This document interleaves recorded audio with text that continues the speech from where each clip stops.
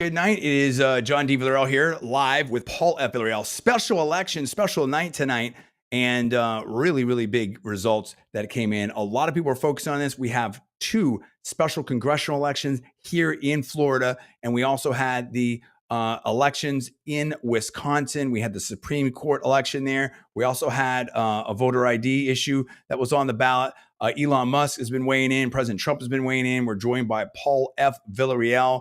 A lot is going on right now, no doubt about it. And we should be live on LinkedIn here, hopefully now, or it's still going on and ongoing, and that's great. So we are live now on Rumble, YouTube, Facebook, X, and of course LinkedIn. Now we have some big results here. Let me just put those up on the screen. Listen, a lot of money was spent, and there was talk and chatter today about how this is going to be close and the Democrats can win, and we'll see. And it didn't really seem to work out like that. I would say it kind of went as expected, but in a way, I think it went better than that. But we'll go step by step here. Now, on let's share the screen here. If we look here at the election results here, this is Wisconsin, courtesy of CNN.com, and we've got the Supreme Court here. Susan Crawford has won 54.3% over Brad Schimmel, 45.7%. So that's a big win. Okay. So that's almost 200,000 votes ahead, 185,000 plus votes ahead. That was big. But then we have this question one about adding voter ID requirement to the state constitution. And that overwhelmingly won. That was almost a 2-1 margin. That was huge. It wasn't even close, players. It wasn't even close.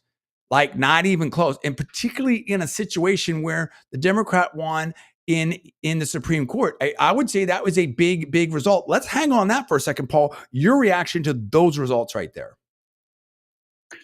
Yeah, look, I think that there's a number of Republicans who are disappointed in the Wisconsin Supreme Court result. But I think overall, for me, looking at it, I think this was a very solid night for Republicans.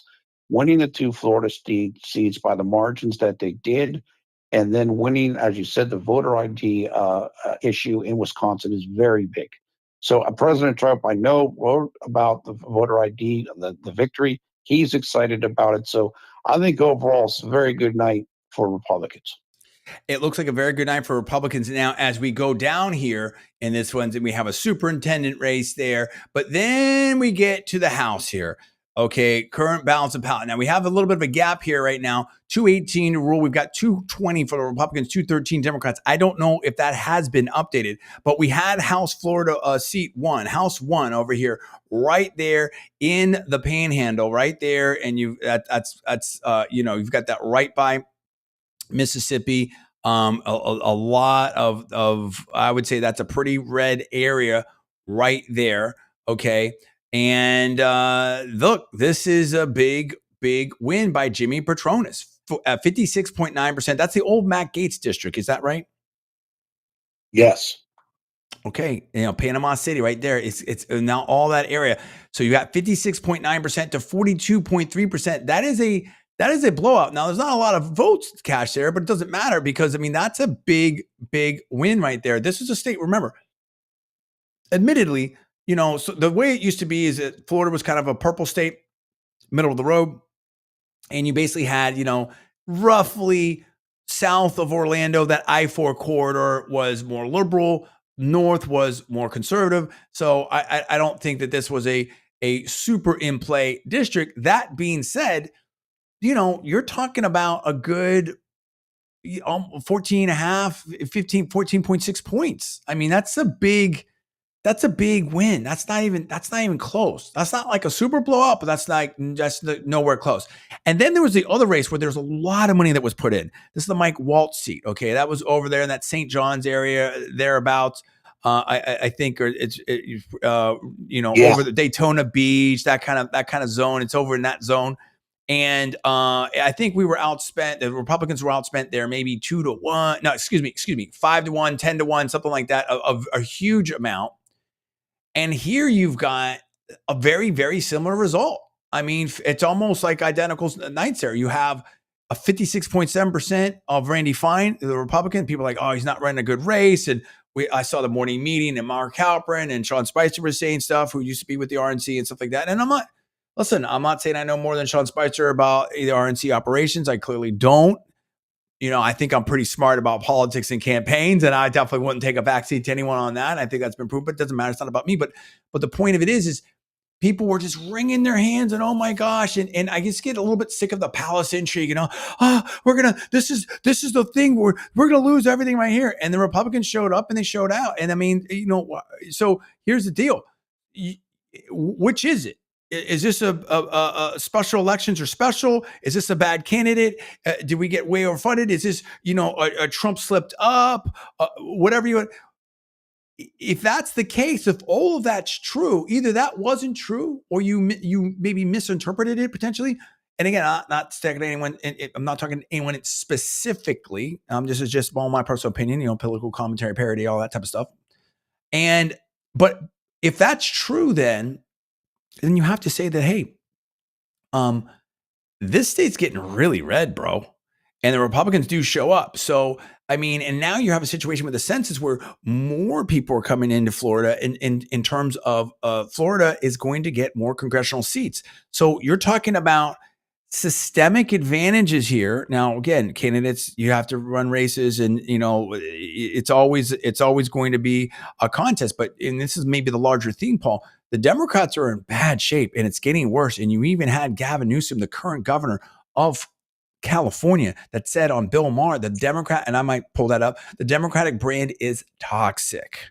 Okay, that's what he said. So here you have a situation where they won by over 27,000 votes. And this wasn't close, Paul. I mean, but this was something that people thought that the Democrats could win and they could have a big night. Your comments?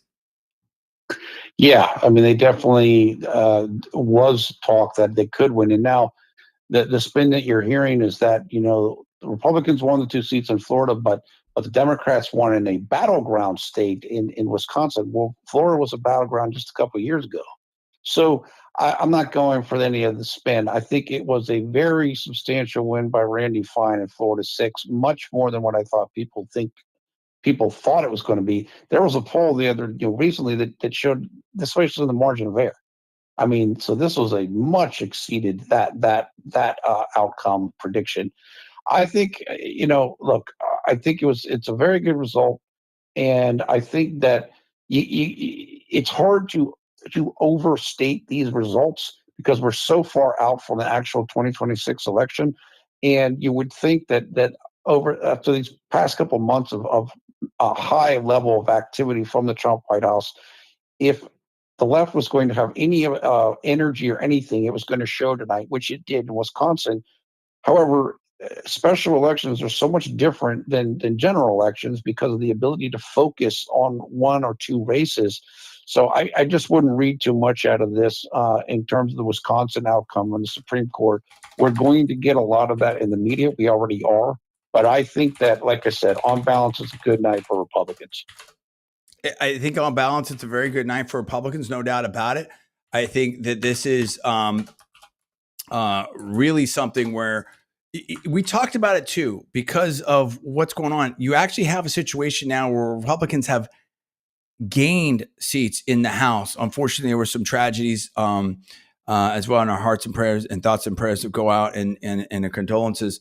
But and that stands on its own, obviously. Separately and apart from that, I think you had a situation where maybe with Elise Stefanik going to the UN, with this special elections, with maybe we can, with what happened with the special election of the state Senate race, that maybe that the Democrats are going to be able to do something. And listen, if they could have, somehow had Hakeem Jeffries be the speaker and get control of the House, and it would have been a very different Trump presidency, right, Paul? Right. Yeah. And that did not happen. That's not going to happen at this point. And I think that sets a very different situation. Now, kind of strange here, in my opinion. I mean, I'm not reading too much into it. Maybe it's just whatever. And I know there's a lot of focus on it. But you had Fox News with a big headline about this a Supreme Court in Wisconsin. But I mean, and that's fine. with the liberal wins first major battleground, a headline, top here, full page, and here we're winners. But then on the Republican stuff, Republican wins special. Well, wait a minute. And then former DeSantis official defeats them for Matt Gaetz' seat. Isn't the Congress a little more important than the Wisconsin Supreme Court? I mean, I don't know. And then Trump celebrates Wisconsin move to enshrine voter ID law and state constitution. And this is the thing we talked about, and we'll move on to tariffs here pretty soon. And this is going to be kind of a quick show, relatively. It's like, if you were to look at this, you can tell people today, or if you were to tell people yesterday over the weekend, hey, we're going to win both special elections and we're going to get voter ID in Wisconsin, Republicans would be pretty happy. They'd be really happy. And why wouldn't they? You're having a situation where the asymmetric advantages that the Democrats have had, and Elon Musk was talking about it. He had a Doge event, a discussion, town hall, not that long ago, and I may pull that up here. And there's clips that Elon's been putting up, going over like, hey, these payments are going out, and people are there's with different things. I don't want to characterize it. I'll let Elon speak for itself. So I'm going to be extremely vague here intentionally. But people are like, whoa, I mean, there's been a lot of revelations at Doge. And I will give a huge shout out to Brett Baer, who did a great sit down with Elon Musk and the Doge team. And people were after that are like, oh my goodness. And even Elon was saying, I should have done this a lot earlier. And that's the thing. So California is not turning red tomorrow. And I mean, blue areas are blue areas. It's still kind of a 50-50 country. But in terms of whether you're talking about NPR, PBS, USAID, all these NGOs, now they're doing stuff with the university. I mean, the media, the reorganization of the White House briefing room and the correspondence center. There's just so many. And now you're bringing in new media and you're bringing in different voices. There's just so many things. Voter ID. There's just so many things, Paul, that are just completely disrupting the liberal asymmetric advantages. I mean, and the billionaires, and again, there's more billionaires that have supported Kamala Harris than support Trump. But now it's not so one-sided anymore. It's becoming a different thing. X being that we're on right now, having the free speech, and that's the other thing. XAI bought X, recently too. That was a big thing. There's a lot of big things. There's a new, we could I'll just brush real quickly on this.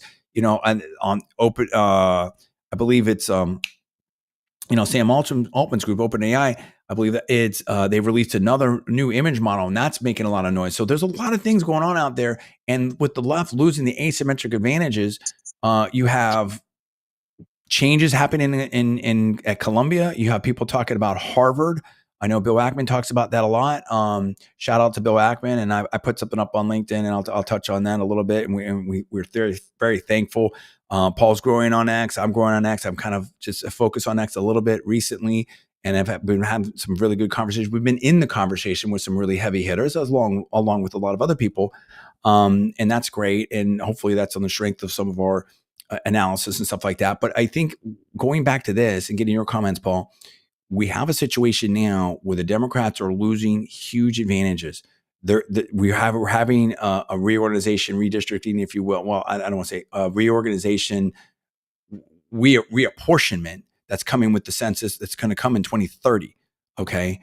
We have a situation where money is starting to flow into Republicans. We have a situation where the Democratic brand ID is at one of its lowest points ever. I think it's like 27% or something like that. The CNN person was talking about. We have a situation where, one of the leading candidates for 2028, we think, speculative wise, speculating rather, Governor Gavin Newsom has said that the Democratic brand is toxic. And now, if you don't have, Doge has revealed, like, hey, a lot of these media organizations, there was a lot of money, there was a lot of subscriptions, a lot of, different things that were going on, and you start dismantling some of that asymmetry, those asymmetric advantages. It's a big deal. No less than Mark Halperin talks about that, Paul. How big of a situation do you think that is? The shrinking the asymmetrical stuff? Correct. Oh, it's gigantic. I mean, it's look, one of the things that happened in this race, obviously, in Wisconsin, was the ability of the left to kind of use Elon Musk as a foil. And so there's been a buildup with this, with, of course, the Tesla takedown protests and all that different stuff. However, as we both know, um, the left does rely on a kind of series of these asymmetrical or kind of structural advantages to win elections. One of them, of course, which is just some of the urban area turnout machines, and I think that there's some questions there may be some questions around that, and that President Trump has talked about that in some of like his executive order on elections. However, all of the cumulative. So if you take down what is able to be done with some of the big law firms and their advocacy for Democrats at times, you take down what is being done with the media and the way they're able to cover things and kind of the opening up of the media space of the White House. And you take down some of the funding, the NGOs, as you said, that are able. We know what like Zuckerbucks did in 2020. If you start dismantling that entire structure, yes, that's an enormous help. And that is what is being done here by the Trump White House. So, look, the Democrats won or the left won in Wisconsin, and you give them that. However, I saw a response from somebody, a Trump advisor that was anonymous tonight, basically said, look, this is an off-year election with low turnout. It's predictive of nothing. I agree with that. So, but you still tip your cap to them. However, doing these long-term things like we just discussed, that's what ends up mattering big time. Elon Musk is very likely not going to be on the ballot in the 2026 election. So you can get something off of him, a race going against him now. I think it could be harder later. But if your structural advantages are reduced going to 2026, that could end up mattering a lot. And we're going to run in. We actually now it is now April 2nd. And that's one of the reasons I want to do this late at night is because we are now in the Trump Liberation Day with the tariffs, and they will go into effect. And this is it. It's on. We have it right now. And then, in fact, there's a new Washington Post saying here: Trump aides draft tariff plans as some experts warn of economic damage. A lot of people are talking this, and Reuters, Canada to avoid counter tariffs on most U.S. food imports. I mean, there's a lot of situation. We will pivot right into that in a second. I do want to stay on Elon for a second here. He was in Wisconsin, Paul, and he had a town hall, and he talked a lot about some stuff right here. And listen, I think that on a lot of these issues, and there's a range of them where I haven't really said that much because some of them are pretty complex issues, right? And it's not quite fits into a quick soundbite or something like that. And so, but you take the tariff issue, just for example, and we were in a situation where, or it could be the border issue. Are you going to let the border remain the way it was, where people were just coming in and it's this massive influx? Were you going to continue a situation where reportedly people literally could have this little app, fly in, get paid to be here? What I mean, it's how tenable is that, right? And then all the stuff that Doge has been finding. I mean, how tenable is that? I mean, some of the stuff is really wild. Okay. I mean, you don't take my word for it. Similarly, with the tariff situation, if we are basically, have some of the lowest tariffs in the world, if we're getting tariffed all around the world, how can we just continue that? Why? Because and I think there was an exchange. I can't remember who it was. Maybe one of the best. I can't remember. You'll remind me, Paul. Where former Vice President Pence, basically got in that fray of that or some discussion, I believe, and someone. I'm going to get it a little bit wrong. I have to find it, but it was basically like, look, it's not about just getting a cheap flat screen TV or something like that, right? I mean, we'd rather have jobs here and stuff. So, it doesn't mean that there is definitely disruption here. There is definitely going to be people that are asking questions. I know in the automotive space, I may do a podcast tomorrow with an automotive leader. And a lot of people have expertise in that space. And a lot of people are like, well, we don't know what's going to happen.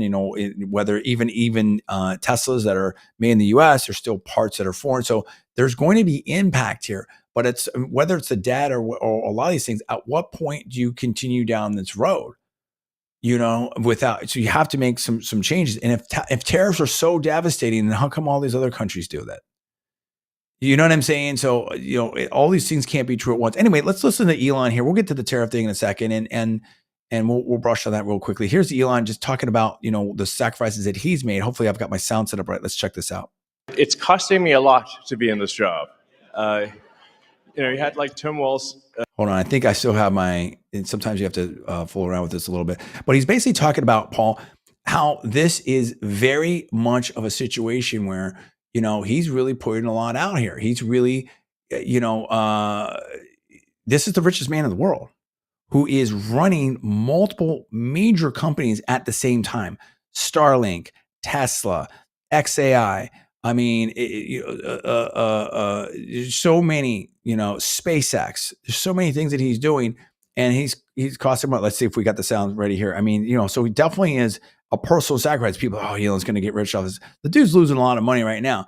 Long term, who knows? I don't know. You know, all I know is that right now, well, let him speak for himself. I'm not his accountant. I'm not allowed to anything. Dancing on stage, showing a chart of Tesla stock, which is a really awful thing for him to do. You know, because I mean, that is kind of weird, Paul. Right? I mean, to have someone that was a vice presidential candidate of a major party that's focused on someone's stock and focused personally, almost, in my opinion, could be wrong, on Elon Musk. Have we seen that before? Is that strange to you?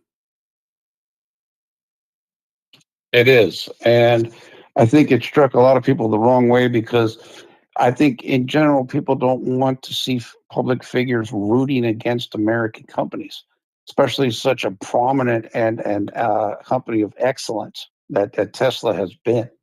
And so, yeah, I thought that struck a lot of people the wrong way. Not just that, but it's a situation where, you know, you're a governor of a state.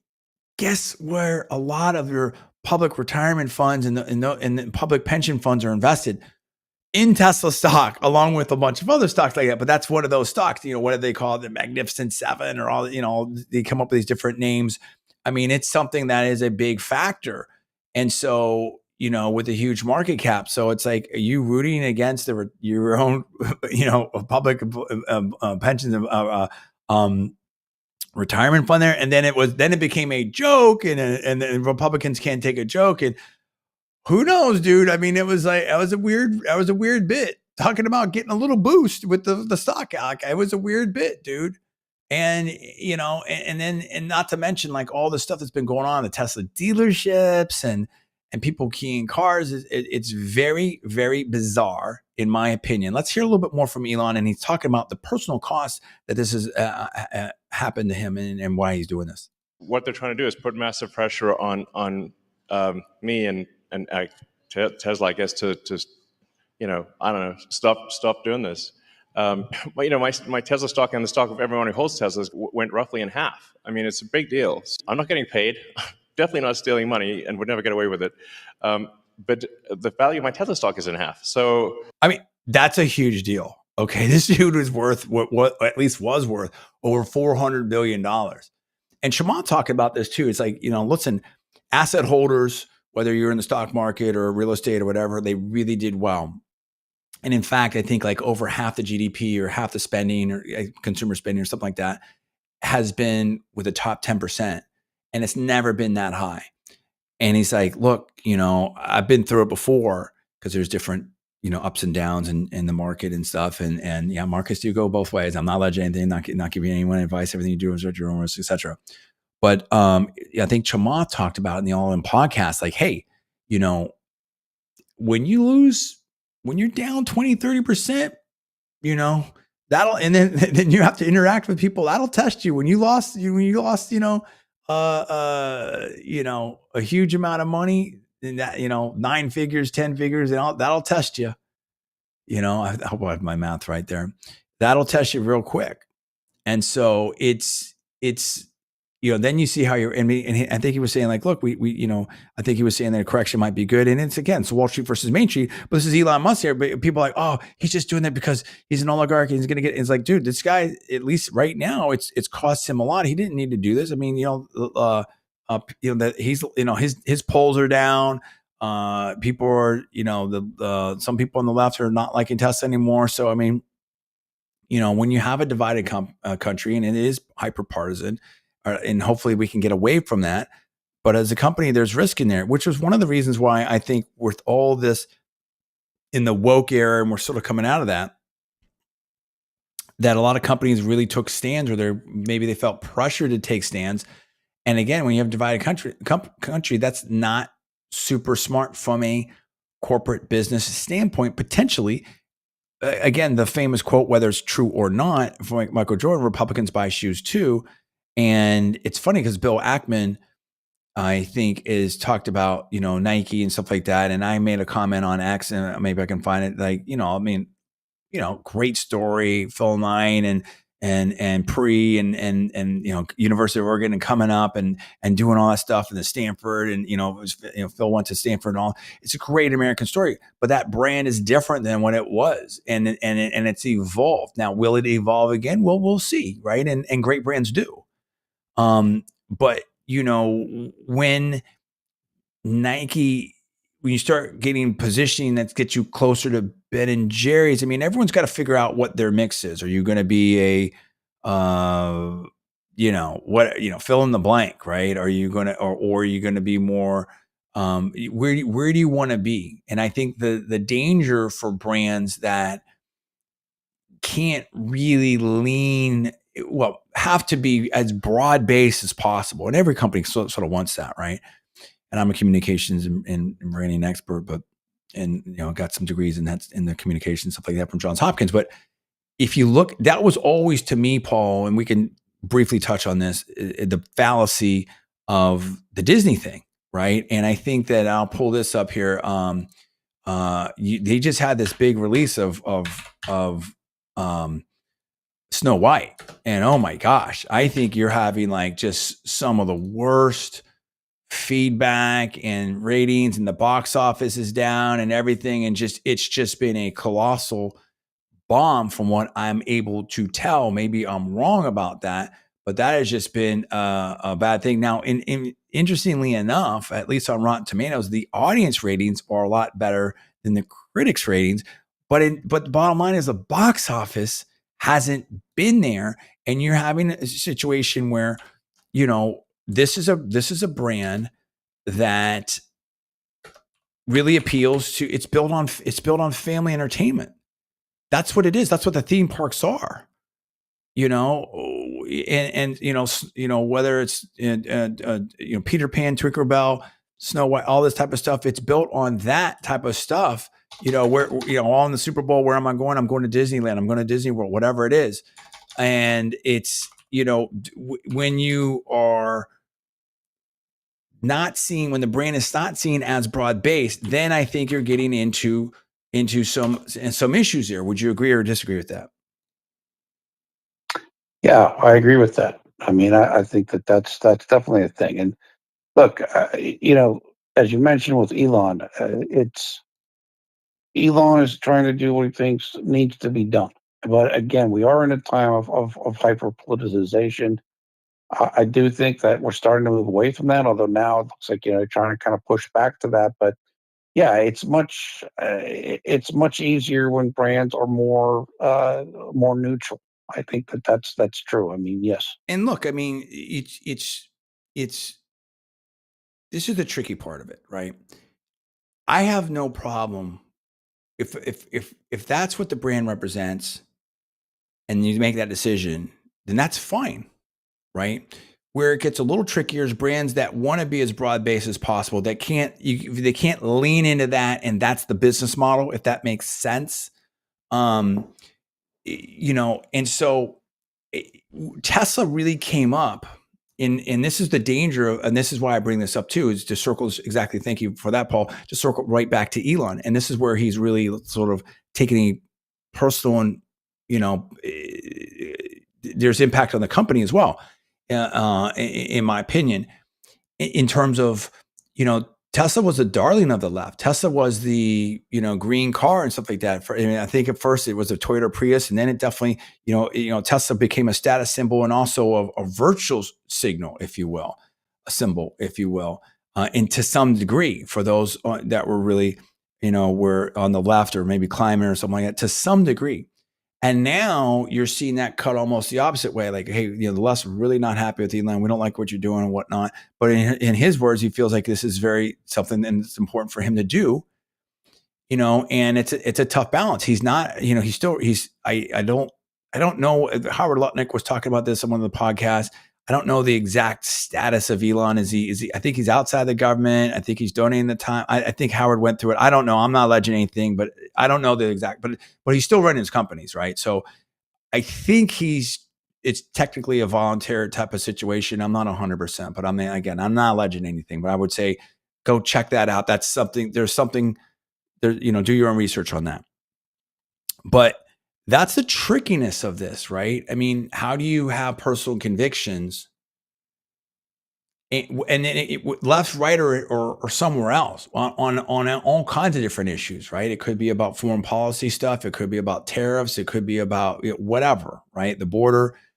But still have your company want to retain and attract top talent from everywhere, right? Of all different political spectrums, stuff like that. And this is, and people are talking about this in some of the other areas here. And I don't know that I want to touch on this. There's too many things to get into, but if there's certain professions, if there's certain, area, if you have a, whether it's elite university, whatever that it might be, if you have people had this discussion with the NBR things like, hey, look, there was I think the allegation, I think I heard, and maybe I'm wrong in my recollection, there was something like 87, Yuri Berliner or something like that was a former editor there that wrote in one of these pieces, a whistleblower or something like that. That 87 editors were left-wing, and the Democrats, there were 0 Republicans. If you have a situation, and I'm not alleging that, I'm just saying hypothetically now, I'm taking away from all that, and that was my opinion of a report that I may be wrong, that, hey, conservatives can't be X, can't be Y, can't work on Wall Street, can't work in Silicon Valley, can't work in VC, can't work in big law, whatever it is, hypothetically, not specifically, not no allegations, but hypothetically, that's not good. And that's not good for anybody, right? And then, so now you have Elon and some others are saying, listen, this is, whether it's the tariff stuff, could get a little disruptive here. But if we don't go on down this road, if we don't fix things, then it's what Victor Davis Hanson, and you can maybe speak to this, and I won't play the rest of the Elon clip, Paul. This isn't a revolution. This is a counter revolution, because we just been through a revolution. Paul, you're a historian, or you studied history at Cornell. Maybe you can expound on that and what VDH was saying. Yeah. So the concept is that there's some people say MAGA revolution and so forth, but the concept is that we've gone through 10 or 15 years of kind of whatever woke era, more kind of a leftward movement of the country.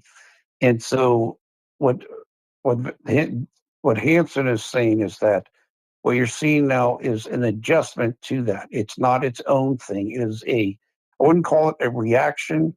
I mean, there's the concept of reactionary movements. This is more of I would think a lot of people would look at it as a corrective measure. So it's similar to a reactionary thing, but it's more like, look, we had a certain kind of path here that the country's been on most of the time that it's been around, in my opinion. And suddenly we went way over to the left. And so the MAGA movement is kind of what Hansen is saying. Is the MAGA movement is trying to put things back on to where they have been most of the time. And that's what it is. So that is a counter movement rather than its own movement. It is trying to kind of pull things back to where they have been for most of the time, rather than its own movement that's far off from where things have been most of the time. And I'll just say this is its own show, its own thing like that. Like, I'll just touch on this, like the big law stuff. People are freaking, oh my gosh, can't believe this. What he's doing this is, and then, and there's a lot of strong comments on this from some pretty heavy hitters out there in the universities and legal fields and stuff like that. People are talking about petitions. People are talking about resigning. It's all kinds of stuff being talked about. Then you had Newt Gingrich up on Capitol Hill. You have congressional people saying things. Keith Raboy had comments, and I might go to that. I think he was Harvard Law.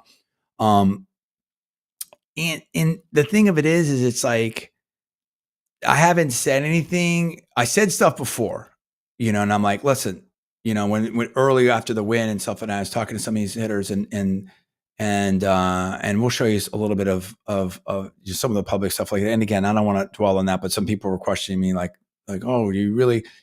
Anyway, so Paul has, and we have some pretty heavy people that have liked our stuff or followed us or comment on us. We're part of the conversation. Like I said, as I like to say on the show, and my wife hates when I say this, but I think it's I'm not trying to put myself down. I think it's just a very easy, slightly self-deprecating, but shortcut way of saying things. Like, I'm nobody, right? I just know a lot of people. I know a lot of things.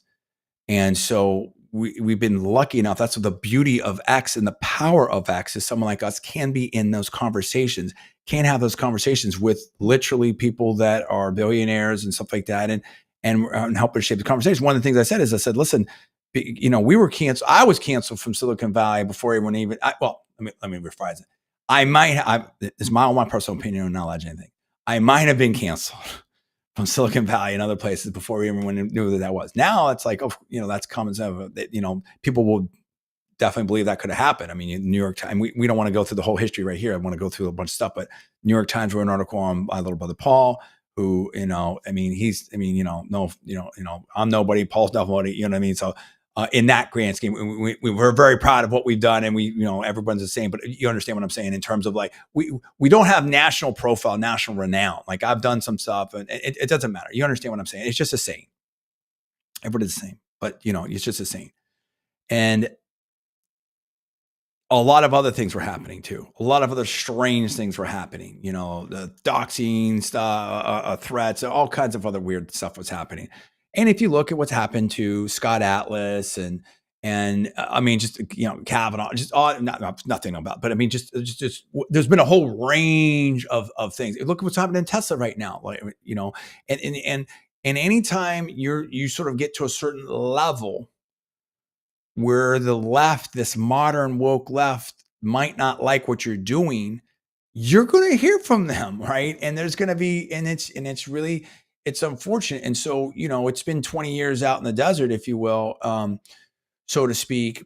And one of the things I was saying, just coming up through some of these elite universities and working in Silicon Valley and working in big law in Silicon Valley and going to law school at Berkeley and being in the media and stuff like that, is I said, listen, why they were talking about all the different things like that. So I'm saying you may want to take a look at big law.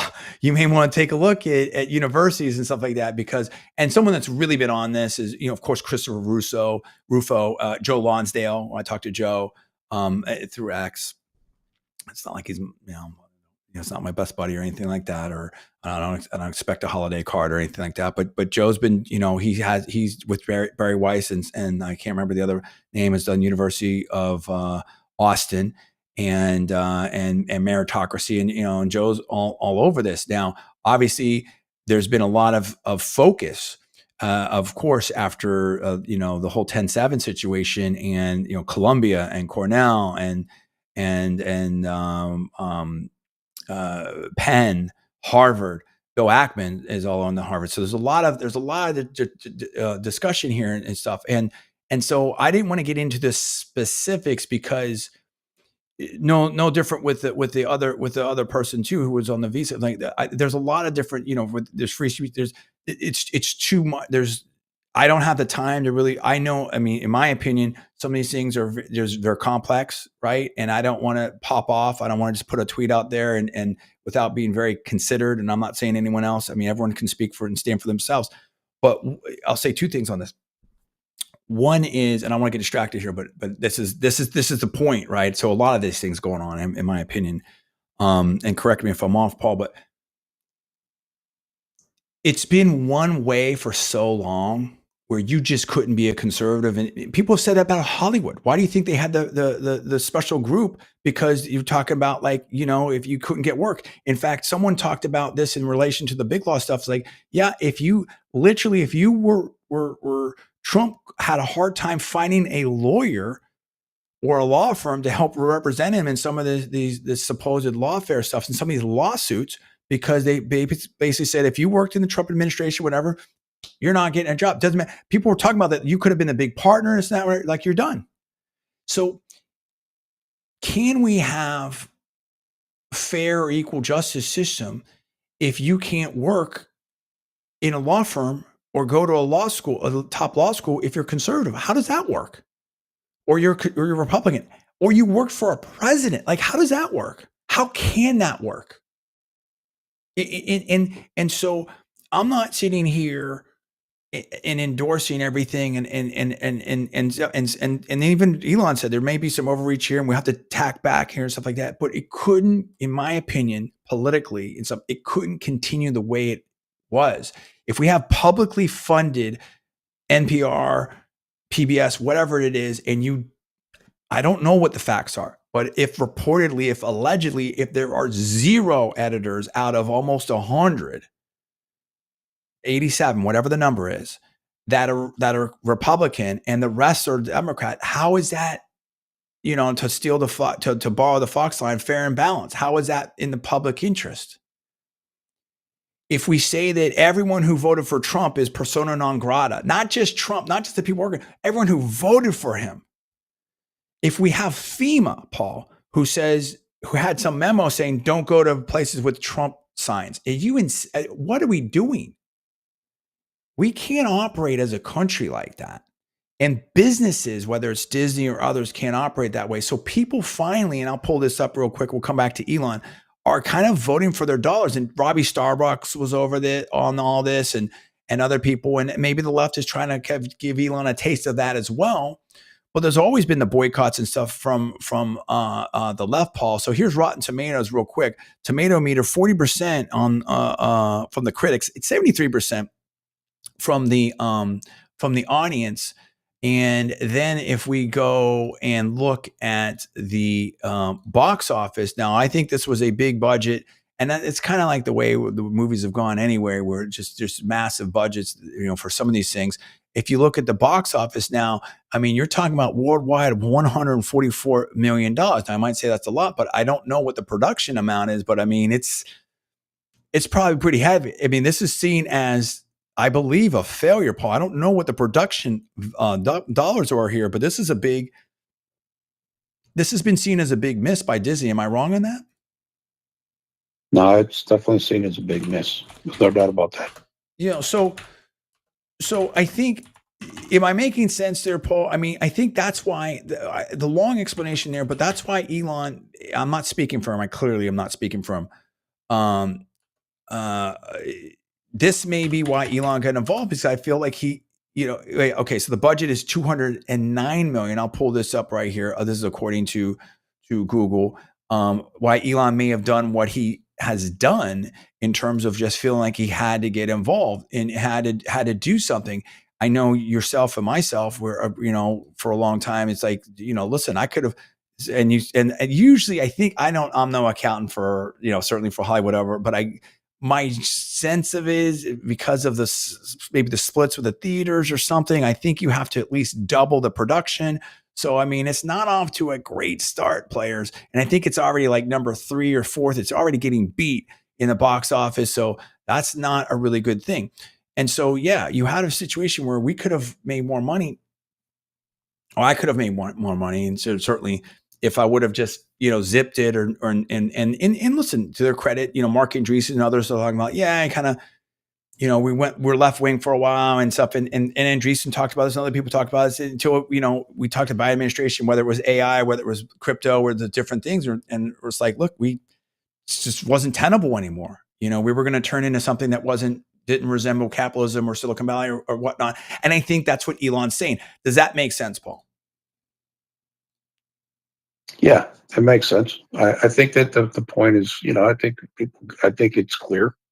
Yeah. So this is what Elon's saying, and let's play the rest of this here. And so I don't have all the answers, and we definitely have to treat each other. Two wrongs don't make a right or anything like that. And I'm not characterizing any one way or the other, but I think that even now with some of the law stuff, it's like, oh, people are going to look. I saw one comment, and I'm not allowed to do anything, but I think, so I'll characterize generally of where you worked in 2025, and if you did this, and are you signing a petition, and it's just like,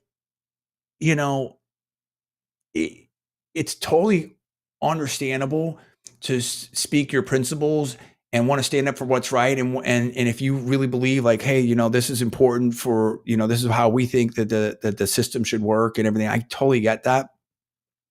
But at the same time, like you're talking about, what if someone has been there for 10 years? What if they need that job? What if that was the only offer someone had? I mean, people have families, they have loans and stuff like that too. Like, I mean, again, I'm not saying that, I mean, there's a lot of things that go into that. But again, this idea that we're going to ostracize certain people on one end of this of the issue. And some of these issues, like the voting ID issue, like that's a 2/3 issue. A lot of these issues that that's one of the reasons why Democratic brand has come down. These are 60-40, 70-30, 80-20, 90-10 issues. Like these are, we're in a different zone here. You can't have a system that says one party can't work there or can't can't work there, can't be a client, can't. I mean, it's wild, and we're seeing here with these judges where it's like, there've been more district court judges that have stepped up and done these, national injunctions and stuff against the Trump administration. It's unprecedented. I hope maybe the Supreme Court can clarify here. I can't tell you what different people have different ideas about how to address this, but again, that is checks and balances and stuff like that. And it has to be balanced out. You have to, you may like it or don't like it, but Trump won. He has to be able to be president. That's it. It's not about Trump. It's about, that's our system. And that's the people have spoken. The people have spoken and he won by a lot. Okay. And similarly, Congress can weigh in and stuff like that. And so anyway, here we go. So we're going to wind down on this. We're going to switch to the tariffs and we'll wrap it up here. But here's Elon and the rest of it. But I wanted, you have to look at the whole thing. And they try to micro focus. This is how we got, Elon's, it's like, I think again, just taking him out of his words, can't speak for him. I think his point was like, look, whether it's the debt, whether it's the bureaucracy, whether it's so many different things, it was untenable. Elon was an immigrant. He's made the richest person in the world. He's done so many things. And I think he's doing what he can to try to, in his mind, whether you agree or not, is trying to help America and stuff like that. And I think he had some, this is where it's coming from. So let's play this. This is a very expensive job, is what I'm saying. But I think it's you're welcome.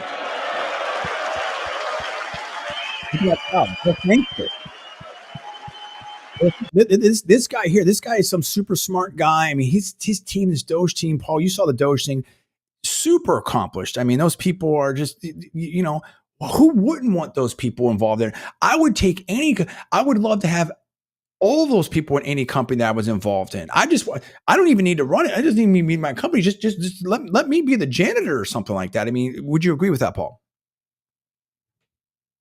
Yeah.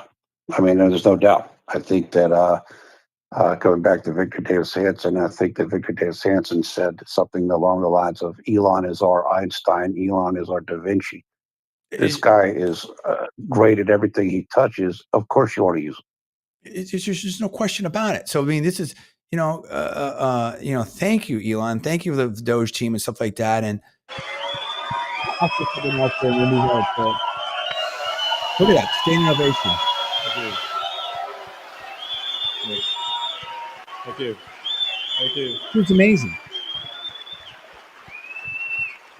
So listen, I get it. People have different ideas and they have different impressions. And that's fine. But you have to be able to express that reasonably and peacefully. And I don't want to get into this because that's a whole nother thing. But I'll just say this. I'll gloss over this real quickly. It's kind of like how do I say this? It's kind of like there's been. I'm going to be extremely general. There's some other topics. There's a range of topics, actually. There's a range of topics. It could be H-1B. So there's a range of topics, actually. There's different topics. And I've been able to have some conversations, and Paul and others have had, and a lot of people have had some conversations in regards to of many different things. And what's great about X and what's great about what Elon has done with X is that it is the most free speech platform that I've seen out there of all social media. Would you agree with that, Paul? Yeah, definitely. And it's been great. And there's been some some issues out there that are a little bit more, I don't want to say contentious or controversial. I don't know what there's different things. And there's been some people, some of these billionaires and stuff that have had different opinions, and you can have a conversation. You can have the conversation, and that's really, really important. Okay. That's a very, very important, situation there, because, someone might have like, okay, Bill Ackman says this and Lonsdale says that, and Sean McGuire comes in this way, and we have this back and forth that I think is really, really important. And maybe someone's right, maybe someone, and some, people change, you not just, but you change people's minds. It's not so much that, but I mean, what I'm saying is, what's so valuable about X is, even with these people that are super, and people on different issues are very passionate about, but you can have this interchange of ideas.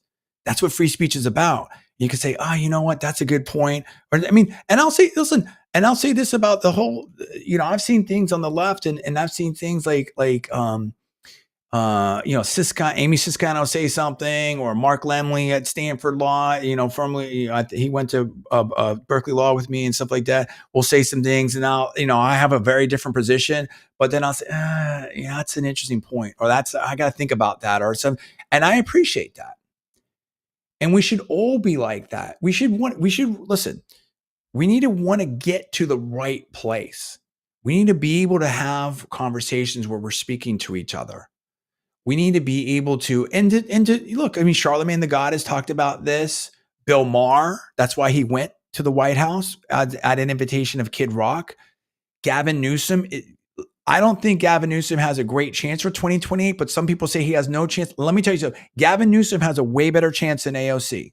Now, you got to win the primary before you win the general, but Gavin Newsom is pivoting early because he gets it on that respect. On that, I mean, I think that he's going to have all kinds of problems. I'm not getting into the political stuff now, but I think it's very important. And so I'll show this very quickly.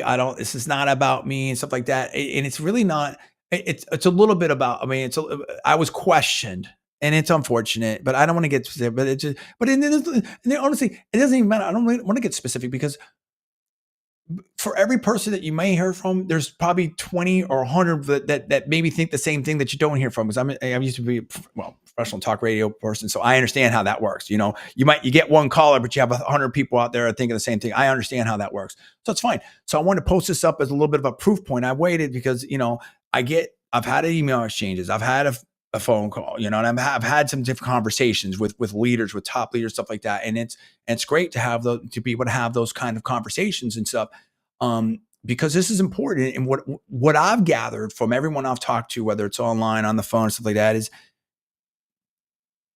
to a person, people want the right answers. They want the right policies. Maybe they were on the left and now they're coming to the right.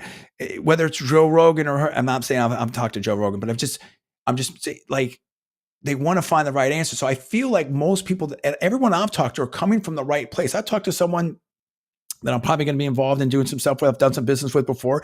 He's not a Trump person, right? And everything like that. Anything? Okay, here's a comment right now. Anything going on with Trump being close to people who are corrupted? I don't know. I don't know. That's a comment out there. So that's from YouTube. That's from YouTube. Muhammad says that. Muhammad, I have no idea. I mean, I've not heard anything like that. I mean, I will say that, yeah, I have no, there's nothing. RFK. Let me tell. Listen. That's you speaking. That's not me speaking. Everyone's speak for themselves, and whatnot. I will say that. Can I put this on? How do I do this? I don't know how to do. I don't know. I don't know exactly how to show that. I keep forgetting how to do it. But I will say this: that people are very happy with RFK from what I've seen. The polls on RFK are excellent. Am I wrong about that, Paul? I don't know exactly what the polls are, but overall, yeah, I think people have been pretty happy with it. I think people have been very happy with RFK on that. I will say that the heat RFK gets is from what I've seen, and maybe like Howard Lutnick on the tariff things. We're going to pivot to the tariff things real quick. Is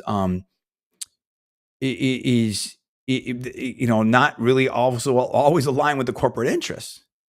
Right. I mean, some of these industries are huge and they make a big, lots of money. I mean, so for example, if you switch to, let's say there's this guy that was on Tucker Carlson, and he made this super efficient car, and it was like diesel, 100 miles to the gallon, super fast, everything like that. And I don't know how, I didn't watch the whole thing. I don't know how practical it is, but just think about that. Think of how disruptive that is.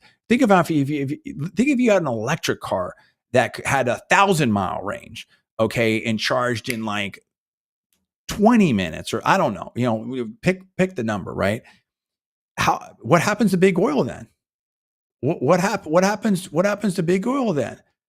Mohammed, I don't know. I have no idea here. I can't get into any kind of speculation or any kind of specifics or anything. So really can't, I appreciate, the comments. So I can't, we can't comment on that. But so what I'm saying is there's a lot of money at stake here.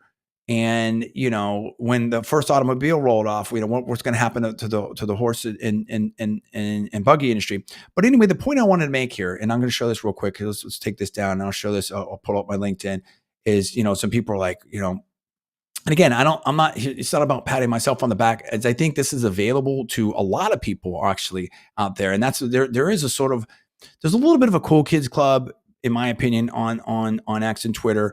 Particularly with the I mean, it's owned by Elon, and now it's owned by XAI, and which is also owned by Elon. But I mean, but there's also a very, very democratic type of situation, a meritocratic type of situation. If you make a good point, people are going to run with that.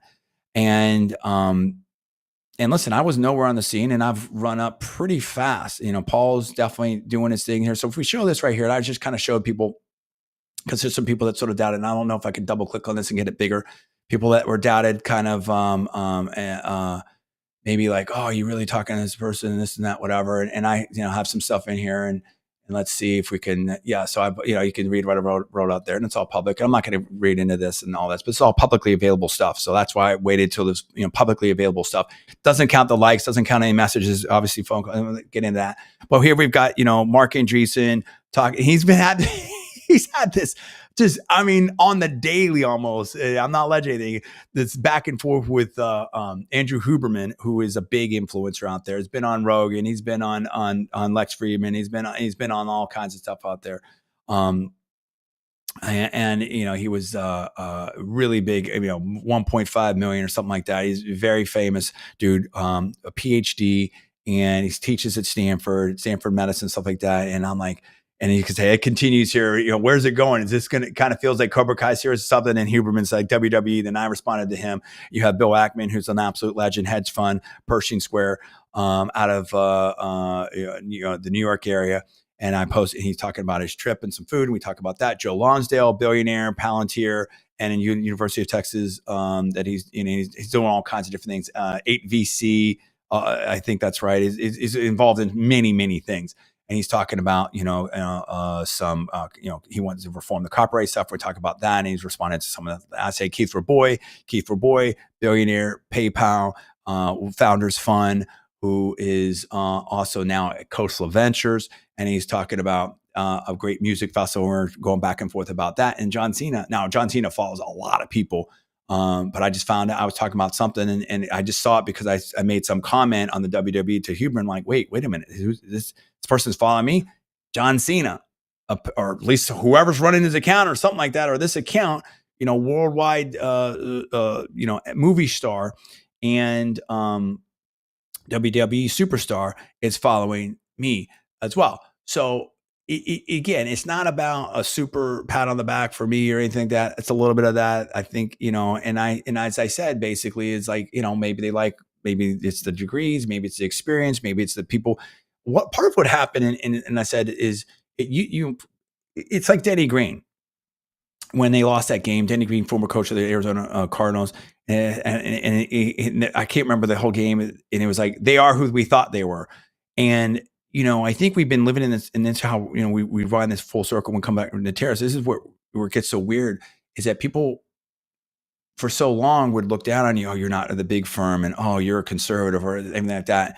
And now these people that have switched and now support Trump, which all those people, I'm not speaking for anyone else, but I mean, there's a lot of, that, I think that many of them have expressed support for Elon and President Trump. They can all speak for themselves. I'm not alleging anything, but forget about, again, I'm not speaking specifically, but I think a lot of people now are looking at things that I may have posted 10 years ago, predicting stuff, or the first videos supporting Trump when he came down the escalator, or before that. I actually met President Trump decades ago at the Republican National Convention in New Orleans and stuff like that. And so I always thought that he was going to do something political and stuff.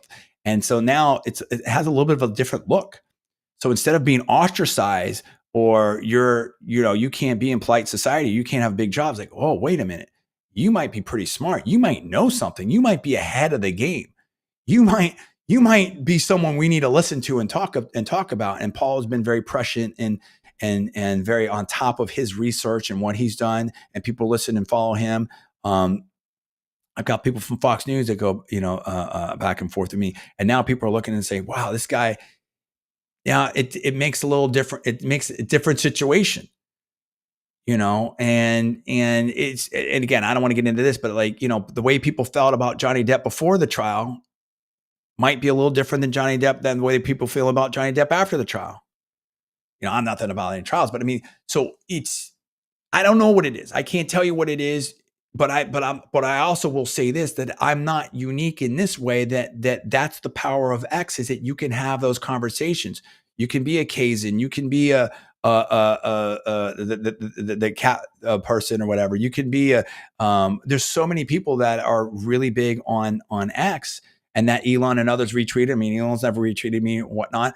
That can get that discussion, that voice out there, and there's these conversations happening in real time. And that's why I think this brings it all back, and then we'll get right into tariffs, is you have some very, very heavy hitting, powerful people, and Elon, and Trump, that are trying to figure this out in real time, saying, okay, we've gone a little bit askew here. We need to kind of course correct, and we need to look at different things. And what's been, I think, and I'll bring you in here real quick, Paul, what's been surprising and shocking to people is how many asymmetric assets. Mark Halpern talks about this, and I think he's been involved more on the left, I believe, and his dad was, he's been in that Washington mix for a long time, in my opinion, if I remember correctly. That how many, whether it's USAID, whether it's, you just go on down the list, how many asymmetric assets that the left has had, and those things are getting scaled down. And I would just say this: it's not a red team, blue team thing. It's more fun. If you need to have asymmetric assets to overwhelm people with, media or propaganda or whatever you want to call it, or if you need to pressure and force people, if you don't do this, you lose your job. If you voted this way, you can't get a job or whatever like that, then how popular is your program? Like, if you have to pressure people to do something, then, how good is it? You know what I'm saying? Like, nobody needs to have you do, but you don't need to have a great marketing campaign for the best restaurant in town, or vanilla ice cream, or chocolate ice cream, or whatever flavor ice cream that you like. We stumbled onto this. We love Tillamook as not sponsor or anything like that, but we had a little ice cream. I don't need it. I definitely I'm trying, but it's like, when my wife breaks it out, it's like, it's hard to resist. They have this new flavor, apple pie, and it's like surprisingly good. My wife loves it. So you don't need to convince people. Everyone can use some marketing, but you don't need to really pressure and convince people to do something that they want to do. You know what I'm talking about? So I think that it's not perfect. It's certainly two wrongs don't make it right. You don't want to match bad policy with bad policy. And I'm not speaking anything specifically, but we couldn't continue in this road. And I think that's what Elon's looking at. And I think that if you have sectors or sections and like, I think there was a stat up there, I think on Breitbart had, I'll pull that up and switch over to tariffs. And we'll brush on tariffs very quickly, because the thing with tariffs is nobody knows exactly how that's all good. No, I won't say nobody, but that's a complicated issue, and you're seeing people say different things about that. But I think I saw some stat on the judges where like 90+% that are ruling against Trump, were elected by Democrats or something like that. And yeah, here we go. This is, and again, let me just pull this up super duper quick and I'll let it stand by itself. I'm not alleging anything, but this is by John Binder. And it's like about 92% of judges that blocked Trump agenda. Headline: Democrats appointed 92% of judges blocking Trump agenda, judicial coup d'etat. And Speaker Gingrich was talking about that, and Representative Tom McClintock was talking about that. And I don't know the facts of that, but I will say this, that if that's true, does that help or hurt? Does that, I mean, let me rise and extend that. We want a justice system that is impartial, in my opinion. We want a justice system that works for everyone. We want a justice system that is fair. And I'm not alleging anything. I'm not saying that it's not. I'm not speaking on any specific case or any specific judge or all the judges or anything like that. But what I am saying is, to have a headline like that, that's not good, And I think that Justice Roberts weighed in on something where, in regards to, I think, Judge Boasberg, because I think Trump criticized him when he put out a Truth Social, and then I think Chief Justice Roberts said something to the Supreme Court. But maybe it would help to have some clarification and talk about some of these things too. So where we have to get to is we have to get to a system where everyone feels like the system's working and it's working well, as opposed to, if this side's in power, they can do whatever. If that side's in power, they can do whatever. And there's this like lawfare, stuff like that. We've gotten into, and whether it started with 60s, President Obama, they could say, maybe that side says Reagan. I don't know. I mean, there's different, right? Everyone's got, or Trump's so different and rules of democracy or whatever. Different sides will have different opinions on that. And I'm not saying like, I'm not trying to be kumbaya here or anything like that. I'm trying to say that whichever side you're on, do you like where we're at? And how do we get to a better spot? Maybe that's the best way to put it. Now, with that, let's pivot into tariffs. Now, tariffs, it's funny because someone said this, and this is definitely the case in politics, right? Success has 1,000 inventors, and failure has one is an orphan or something like that, right? And meaning that when something goes bad, they're going to find someone to blame. When something goes good, everybody wants to take credit, right?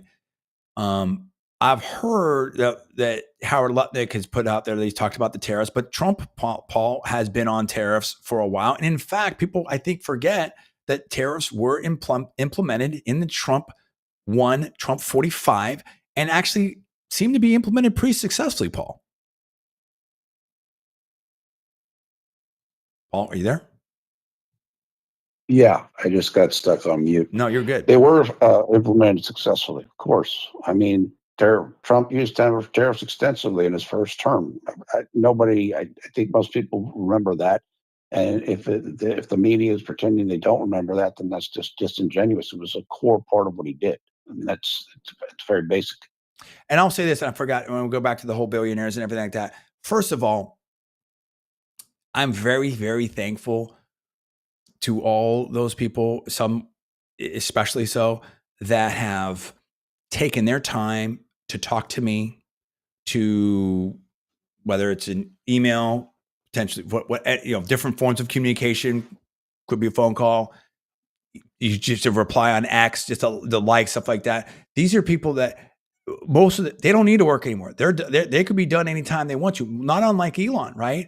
So the fact that they're engaged, and you could say there's some people on the left too, the fact that they're engaged, they care, they show up, they do stuff, and even the people like them on the right, they like, oh, the View and this and that, whatever.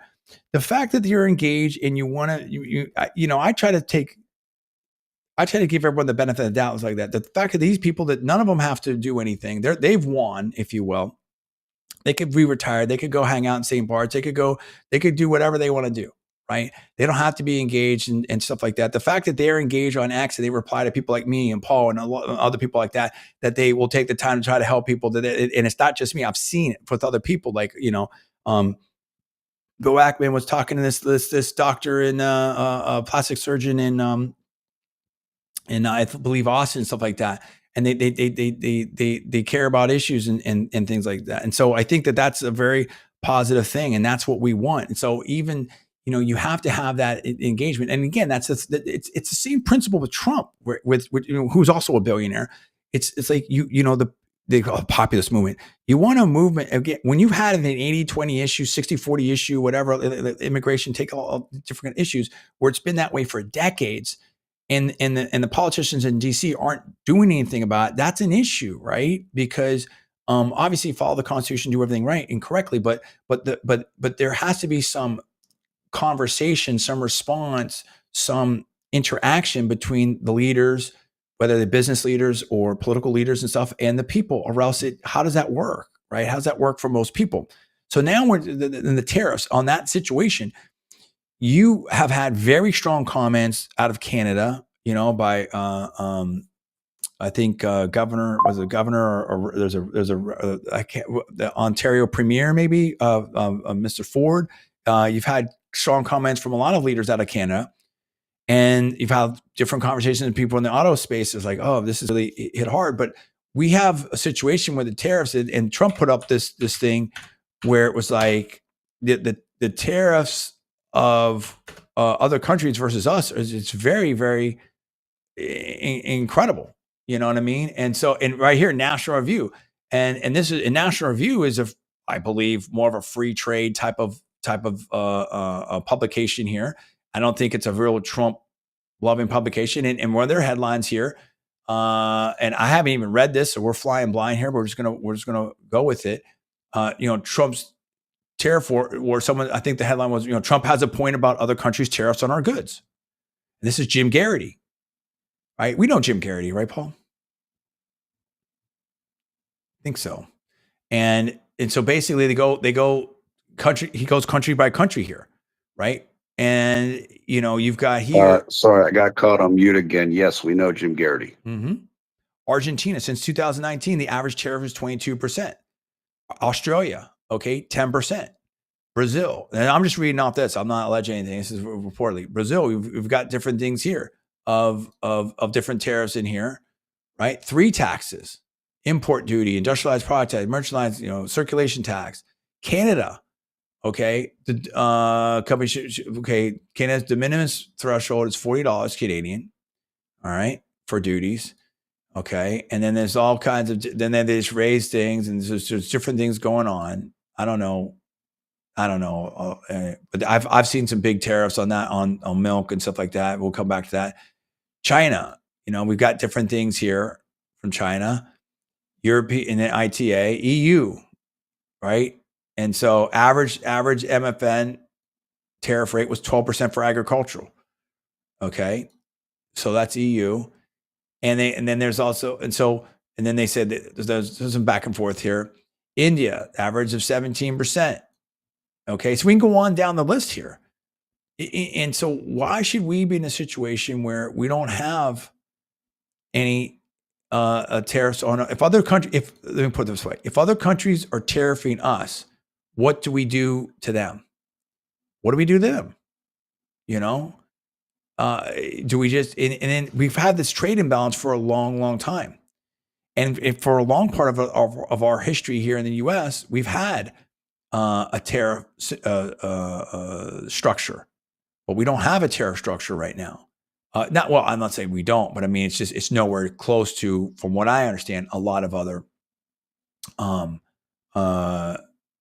countries and stuff like that. Now we have a CFR report here, and it's World Bank, U.S. imports, tariffs by country. Let me see. This is 2022. Let's see if we can figure this out here. So I think that, we have to really think about how do we get to a fair trade here. Now, some people say we're not even looking at fair trade anymore. We're looking at balanced trade. There is definitely going to be an impact with the tariffs. But some people have speculated that, look, we're hoping that what happens now is that people, that basically Trump gets better deals. And, we saw the economy getting very, very strong. We saw a good economy under Trump 1, Paul, until the pandemic hit. And we did have the tariffs and stuff like that. So I think that, like a good negotiator and stuff, that Trump wants just a good economy. And you don't want a situation where some of this stuff is like you said, national security stuff too. If you have no manufacturing base, if all your pharmaceuticals and drugs are being outsourced to other countries, what happens like when you don't agree with those countries? What happens if you're in some conflict with one of those other countries? What happens offshore, a lot of good jobs and stuff like that. So there's a lot of different things to think about. And again, it's just complicated. You have different economists that are saying different things, but why should we be on the, losing end, if you will? Why should our tariffs be much lower than a lot of these other countries? How does that work? Do you have a feeling or a prediction, Paul, on where you feel it's going to go with the tariffs? How do you think this is going to work? I think it'll work a lot like it worked in his first term, which is to say the tariffs are going to come down relatively strongly. I think 25% on a lot of these is what it's going to be on a lot of products. And then what you're going to see and what you're already seeing is that countries want to make it. Two things will happen. Countries will want to make deals to get around them, which I believe the UK is already discussing currently. And companies will bring factories back to the United States to avoid the tariffs. That, of course, is what the goal is here. I mean, those are two key goals, along with just balancing out the trade, as you mentioned earlier. So, yeah, I think we've seen this before. I think it's very similar to what it was previously. And there's no reason to think in my mind that it's not going to work. Although I know some countries like China are kind of like, okay, we're going to approach this differently than we did before. And we kind of try to, get a different outcome maybe than previously. But, I mean, as Trump says frequently, we're the piggy bank of the world. You kind of have to deal with our economy. So I think in the end, it's probably likely that there will be, in my opinion, a substantial amount of success with it. Yeah, and I think that you've got his Council on Foreign Relations. Actually, this is a good article that I can see right here, and hats off to CFR for that. From what, at least just getting the and this is by Allison J. Smith and Matthew P. Goodman, and this is on March 28th. At least in getting the data together. Obviously, I haven't sitting here and verified anything. That's what I have no. I mean, obviously, very significant organization that's been around for some time now. And one of the quotes here is, while there's a lot of uncertainty around quote unquote Liberation Day, the name the Trump administration is given April 2nd, there's little doubt that tariffs are coming. Okay. And if you go down here, you look at this average MFN, which is basically the applied tariff, and you get simple stuff. So they have different countries in here. And this is what they put together here. Right. And MFN stands for most favored nation. Okay, cool. And then, so now you've got United States at an average 3.3% tariff, right? Agriculture at 5%, non-agriculture at 3.1%, total trade weighted MFN 2%. Okay. So the United States, by this chart, and we're talking about US, Canada, China, European Union, Germany, India, Indonesia, Ireland, Italy, Japan, Malaysia, Mexico, South Korea, Switzerland, Taiwan, Thailand, and Vietnam.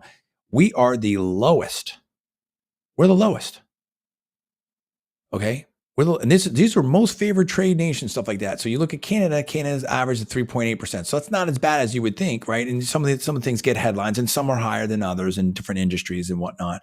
But if you look at their agricultural is at 14.8%. That's significant players.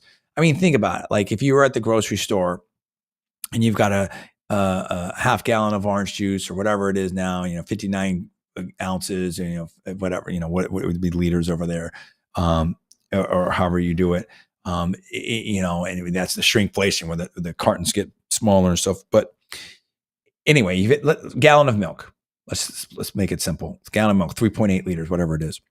And one of them costs, your local one, let's say it costs, I don't know, it's a good brand and it costs $5, right? And now the US brand would cost 15% more. What are you going to buy? I mean, it's milk.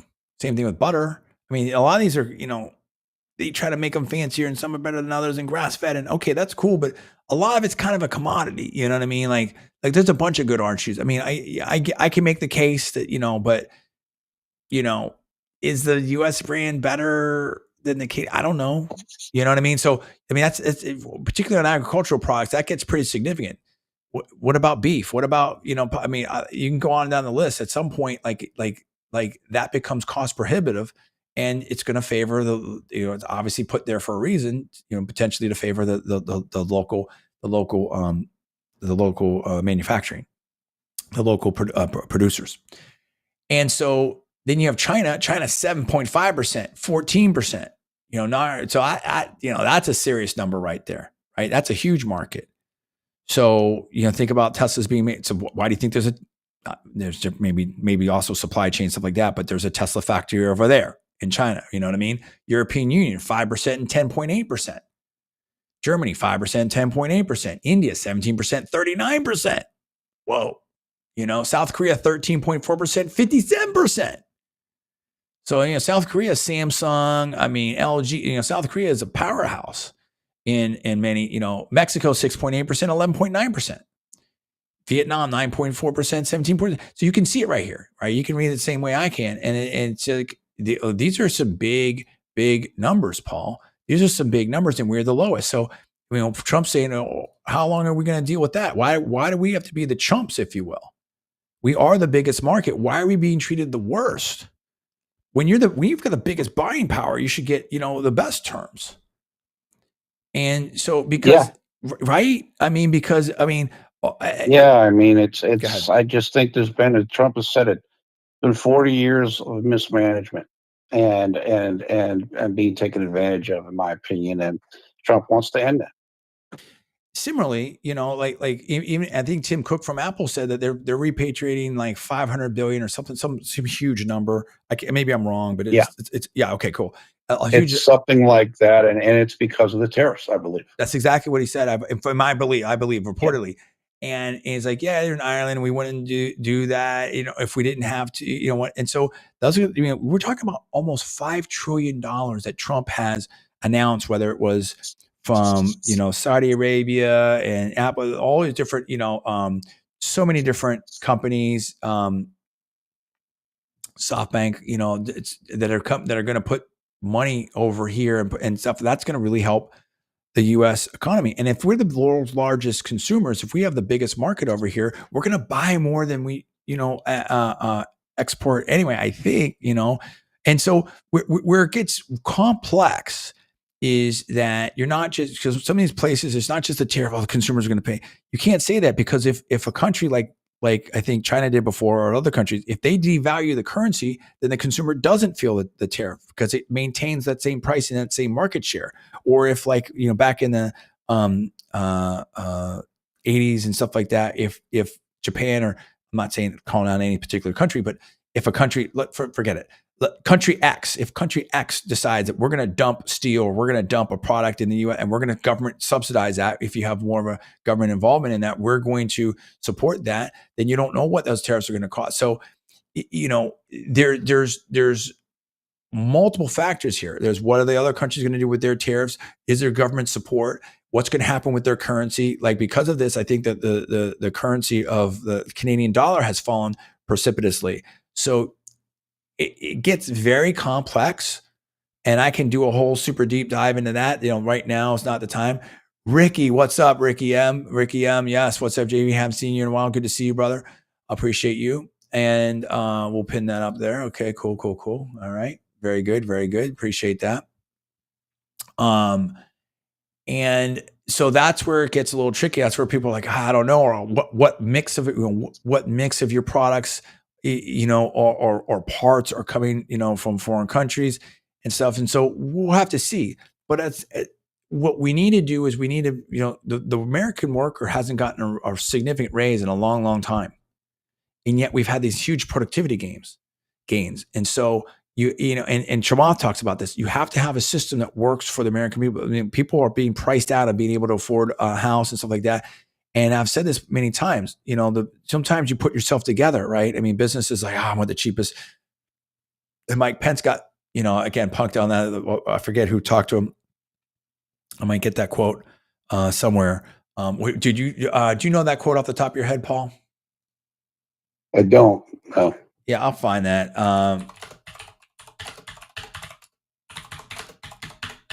I'll find that real quick. And so it's let's see here.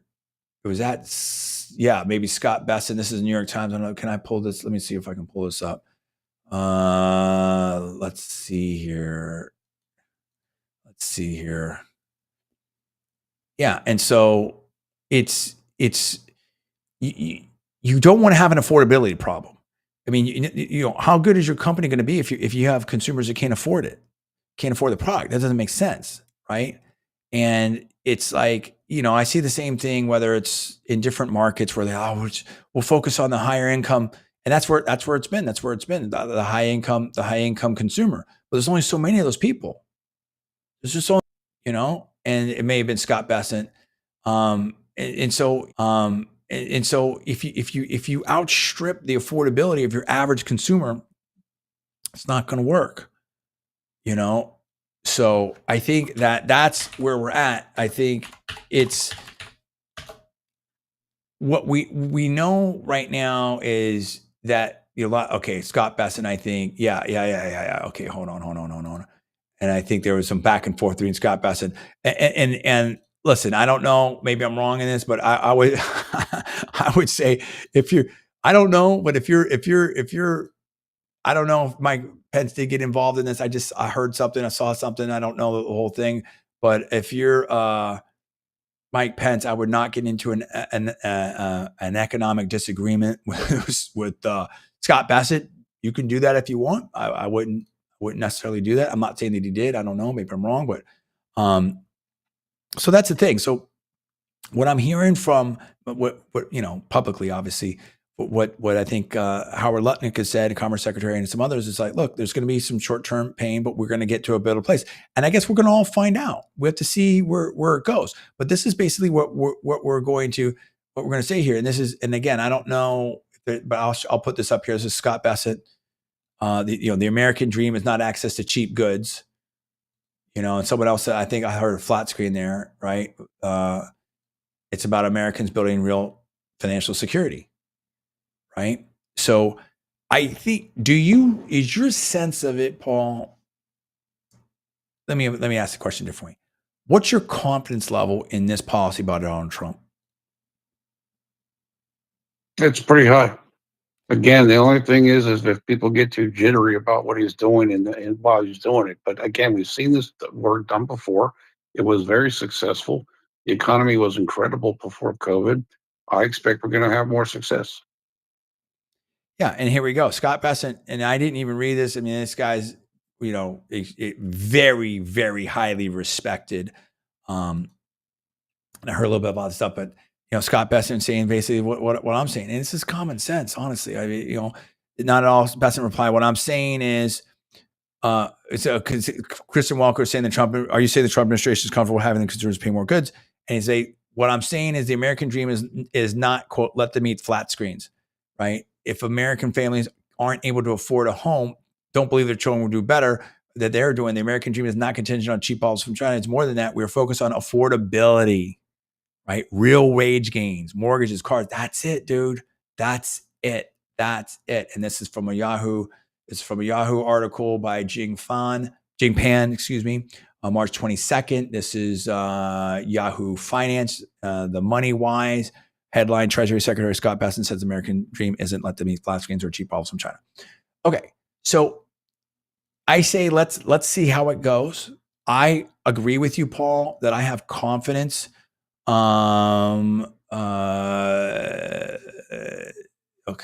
I have confidence in Trump as well. But it's complex, right? Because you're dealing with different things. You're dealing with, will the government subsidize their industries? Will they respond with tariffs? What happens with currencies? It's very dynamic. I can't sit here and say, oh, this is absolutely going to slam dunk and we're going to get, we're going to pay off the debt with, I'm confident that it should work, in my opinion, not giving anyone any advice, but I was very, very good. Someone say a little whiz kid savant, whatever, in law and economics and stuff. But I have confidence that this system is going to work, but we don't know. I mean, take 45. Okay. Take the 45 administration. The tariffs, in my opinion, were working. The economy is looking good. Things were happening. Things were making moves. And then we had COVID. And then everything went to heck in a handbasket. So we'll see, to be determined. But I think that we at least have to have the conversation to get to a fairer trade platform while we still have the leverage of having the world's biggest economy, or certainly the world's biggest consumer base. Or if we're not now, then when? I mean, we've seen towns coast to coast in the heartland that are just hollowed out. Manufacturing bases left where people can't afford, houses, can't afford, all kinds of stuff, and that's just not sustainable. So something has to be done. It's like the other conversations, and you don't want a situation in a system that's only working for 1% of the 0.1% or 5% or half the, so it's a work in progress. I'm optimistic. We'll see. Let's hope that it's short-lived and then we get to a better, trading situation and we see where it's at. And that's it. So that's where I come down from that. Any final comments you have, Paul?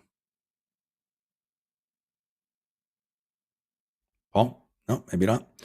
Okay, so went a little longer than I thought, a little longer than I may have wanted, but we had a lot to cover. It's been a long time since we've been on the air here, and so definitely had some stuff that we needed to cover on that. So I'm optimistic with it. We've had some big elections. I think it went well. I think the GOP did well. I think a little better than expected, but I think Democrats, the Wisconsin Supreme Court, went to was conservatives maybe lost on that one, if you will. I don't know how to characterize that, right? But let's say that let me put it another way. Maybe those on the left are maybe more happy with what happened in Wisconsin, but certainly big wins for the GOP and Congress, GOP Congress here in Florida. I think on the tariffs, it is quote unquote Liberation Day, and I think we'll see what happens here. But I mean, I do believe it's going to be a net positive, but I think it might be a little bumpy, getting from here to there, and we'll see. And as again, I'll leave you with this chart from the Council of Foreign Relations. Okay, so on the total net tariffs here, if you're looking at the U.S. is the lowest and everyone else is higher, and particularly when it comes to agricultural stuff, which is a big part of it's a big business for America. And so, how do you get more of a balanced situation? How do you get better jobs and wage gains here for Americans? How do you get deal with the affordability issue? So these are all things we have to look at and address. And I think it's a work in progress. And I welcome your comments. I appreciate you joining me for tonight. So for Paul, I am John D. Villarreal. Thanks so much for watching, and we'll see you next time.